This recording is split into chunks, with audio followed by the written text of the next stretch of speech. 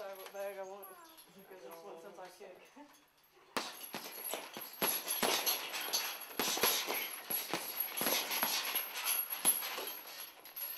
I saw a show called Fight Girls on TV, and I thought it looked pretty cool. Like girls doing Muay Thai, and I was like, hey, I want to do that.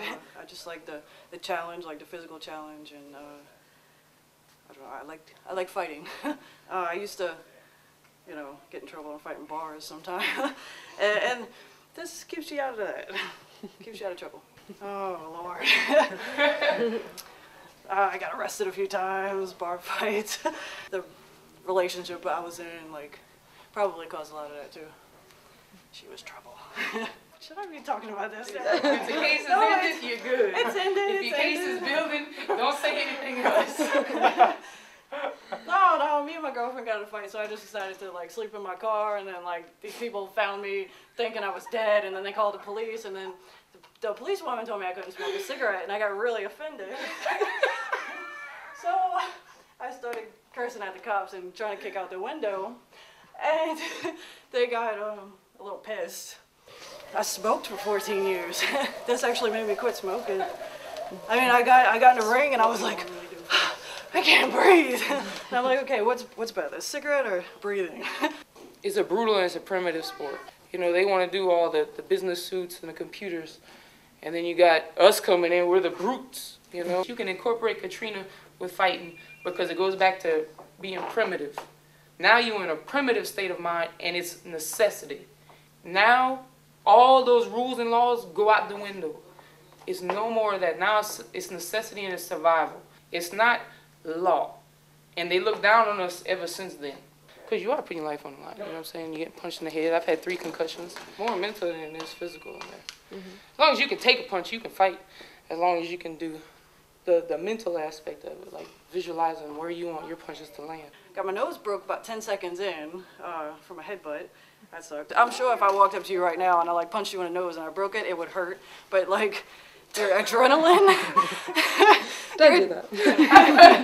Your adrenaline. My ground game was better than hers. Her stand-up was better than mine. I got her on the ground. I got her like in a position to like rear naked choke her. I couldn't sink that in. It's like the rounds kept ending, and yeah. A lot of people couldn't get out of their houses. A lot of people died from drowning. A lot of people died in the Superdome just from like being in there for days in that kind of condition. A lot of people were stuck in the city and like they just couldn't get the help that they needed. So I mean they probably, I mean I think they're like still finding bodies. I actually don't have health insurance. Oh, wow. I can't afford it, so I helped a friend train for a fight and screwed up my ACL. But, What's that? Explain. It's a tendon in your knee. It basically, like, I was in this position, she had me in a leg lock, and I tried to get up, and it just popped. And everybody around the ring heard it, and I, you know, a few days later, I'm like I'm thinking it's okay, I'm trying to like throw knees, and my leg just like collapsed.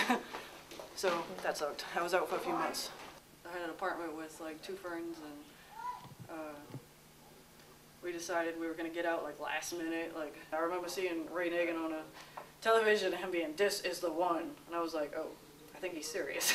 Yeah, and it destroyed my apartment and the house that I grew up in. And it took me like 3-4 months to get back here. Like the French Quarter, like that was back pretty fast, because that's where all the tourists go. They focused on that. You go down in the 9th Ward and it's still screwed up. There's still like nothing but abandoned houses everywhere, so not every part of the city is back up, you know? Like the first year, you drive around and you see like tarps on everybody's roof still. Like we came back for some of our stuff and it was just like crazy. Just cars all on the side of the road, like people walking around with guns and like shopping carts and like, you know, all the debris on the ground, and like the military force here, like when I finally did move back, like we had a curfew. I can't remember if it was 12 or 2 a.m., but that's like, you know, New Orleans is a 24/7 type of city. You used to drinking when you want, and you go out to a bar and like you know, you'd be a few minutes late getting home and you get stopped by the military and like these AK-47s and you're like, whoa. So yeah, that sucked. But like the first few months, like everywhere you went, no matter what street you were on, it was like piles of debris just like this. Like everybody just throwing everything out of the house because it was destroyed. We don't have any leaders anymore that are female. We don't have that anymore. It is a male-run country. That's good. That's good. Men are strong. But you got to have something for little girls to look up to and know that it's okay. I can put on a dress and high heels and go out. When I go to the fight, I go out in my baby fat heels. But when I'm in the gym, you're going to swear that I would never put, you know, any of that on my body ever. My mom's like, I don't know why you want to go and hit somebody. Why do you want to get hit? That's just... But I don't know. She respects it because she's happy I quit smoking. And she's pretty supportive. She watched my fight and she called me after and she was like, that stupid she just kept trying to hit you in that nose. My mom told me that I'm using my body. I'm not thinking.